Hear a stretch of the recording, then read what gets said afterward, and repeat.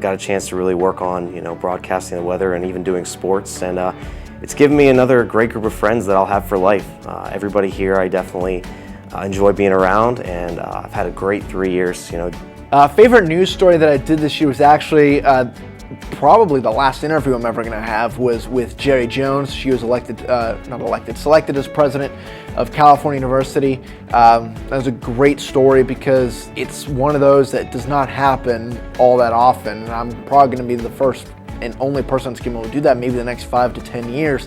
So that's definitely one that it was memorable because of what the story was, but also because of the historical significance of that story. My favorite one is probably Bill Murray, and when he was in Scotland and he went into a college party, drank some of their alcohol, did their dishes, and just left without saying a word.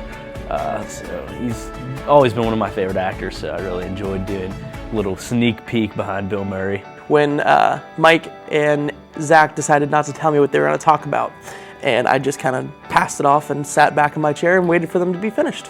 It just kind of went from there, and I think it's a great idea to have not only people that we cover from TV standpoint, basketball and football, but also put in some athletes from track and field, swimming, tennis, baseball, softball, soccer, or what other sports that we have. If these players are doing well, they should get recognized for it. Starting off, I was kind of nervous getting my story as far as getting my stories done and then what to say and how to phrase my stories up. But then now, once you have a couple under my belt, it's pretty easy, and I like doing it. I have really crippling anxiety, so my legs the entire time were just like up and down like this, and like I couldn't get them to stop. It was uncontrollable. And then Ryan told me to like cross my legs, but like with my ankles, and like push against my own ankles.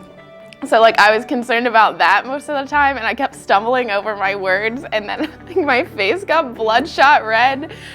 Oh man, it's a good time, I guess. Just the jokes that are during commercial. I mean, if you were in the studio and you heard them, I'm not gonna repeat them, but they're pretty funny. I like the trout one that I did for news. I filled in with the trout one because at the end of the story, I gave like the link to find out all the information at the end.